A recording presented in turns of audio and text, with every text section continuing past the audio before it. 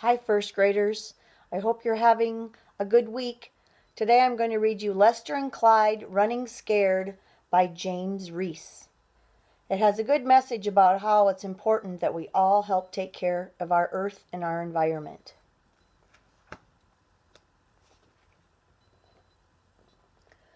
Far away from the city in the green countryside is a pond that is home to both Lester and Clyde.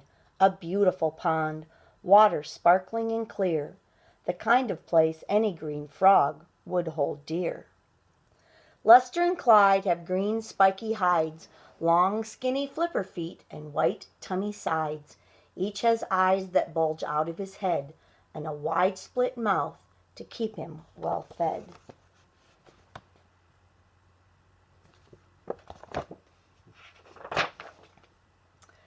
One summer's morning, waking up with the sun, pond life was stirring as it always had done.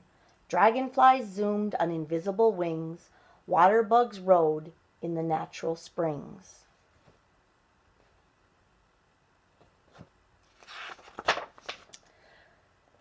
Clyde ate breakfast and rested till lunch, caught a juicy beetle and a fly to munch.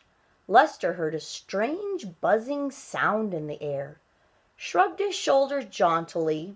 He didn't care. Peace was soon shattered by a thunderous sound. The frogs went spiraling around and around. They landed with a thump in utter surprise. A giant machine was before their eyes. Gouging their pond with massive steel jaws, it puffed thick smoke with metallic roars. Frightened, Clyde shouted, "Let's get out of here!" And with mighty leaps the two frogs sprang clear. Off they darted swiftly through long grass and reeds, moving from the pond home which supplied their needs. Nightfall found them weary, underfed, and sore, and their feet were so exhausted they could hop no more. Overnight they huddled in an old damp tin, and like sardines the two frogs squashed in. There was hardly room for their flipper feet, and neither frog got a minute's sleep.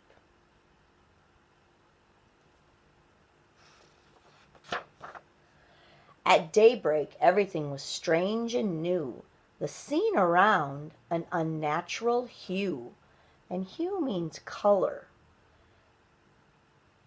Does it look like a strange color?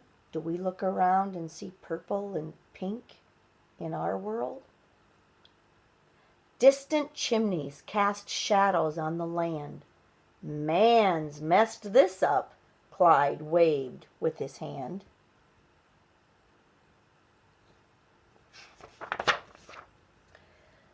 Sadly, Clyde thought, as they trudged on their way, would anything living here last for a day? Chancing on a pond, they had a great surprise. A sickly-looking frog with big, sneaky eyes.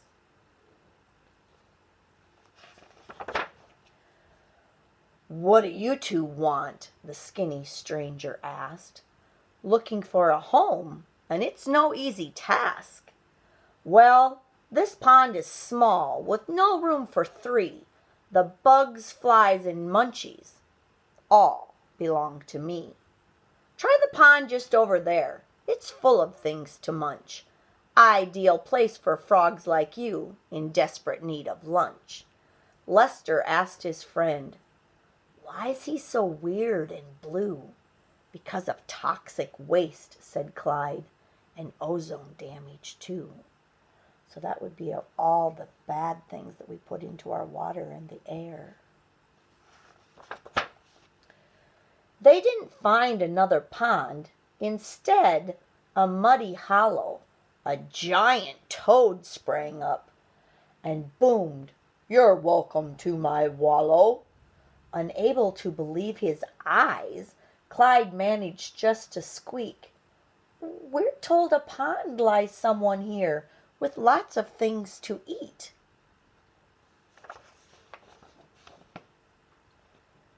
Please join me, bellowed Warty Toad, a smile upon his face. I've welcomed many frogs to lunch since moving to this place. Be careful, whispered Lester. This toad appears suspicious. I bet he thinks that we would make his lunchtime more delicious. So in a panic, both the frogs soon fled that awful place, praying that the gruesome toad would not in turn give chase. They hopped away exhaustedly for what seemed like forever, until their weary legs gave way and they collapsed together.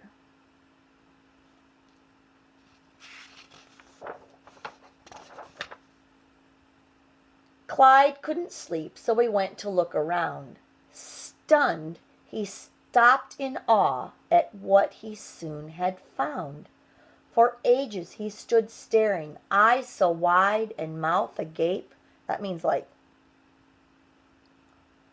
And then raced back to Lester, who was only just awake. I found a special pond, cried Clyde, the likes I've never seen. It's more than you could wish for in your wildest cherished dream. They went to ogle at the pond, its water clear and bright, with lilies dotted all about, a lush, idyllic sight. And the word ogle means they went to look at the pond, and idyllic means it's perfect. The pond was sheer perfection. It was too good to be true. Clyde said, "You go in first." "But no," said Lester, "after you." They're afraid to go in there. Do you see what's in the background, first graders? Should they be afraid? Then, as if by magic, just before they took the plunge, a tabby cat came into view, coiled up, about to lunge, which means jump. The timid frogs went rigid, means they just stopped and didn't move. They were quite transfixed in fright, for the one-eyed, mangy Moggy was a terrifying sight. The cat had fiery orange fur and scars upon its nose, and razor claws. No wonder that the frog's blood vessels froze. But just as hope had left them, they heard a voice call, "Scat!" and in a flash, off darted that appalling feral cat. And feral means that he's wild.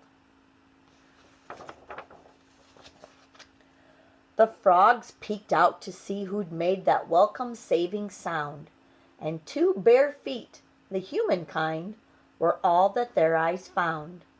The pond now beckoned, and they leapt, so glad to dive inside. Before new dangers could arise, they swiftly swam to hide. When it says the pond beckoned them, it means it kind of called to them like, come in, and they really wanted to go in.